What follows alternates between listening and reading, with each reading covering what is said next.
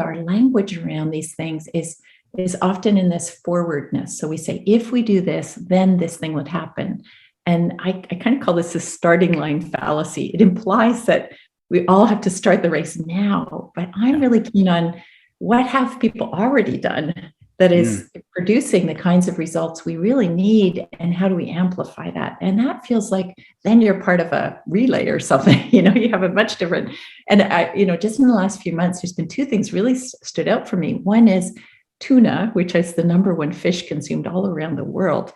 Tuna are notoriously hard from a conservation standpoint because they migrate across mass, oceans. They have an incredibly complicated market supply chain. They're highly incentivized. It costs $1 million a day or something to operate a tuna boat. So you really want to go out and fish. And yet 3 species of tuna just came off the endangered species list as a result of 20 years of hard work of, fishers and policymakers and scientists all working collectively. So that's amazing. And then just 2 months ago, I think it was, we saw for the first time a global map of where whales migrate in the world. Like, where are they in the world? And that's the result of, it's something like 50 years of research, something like that, some huge number, many decades, being collectively put, this big data stuff now that we can see.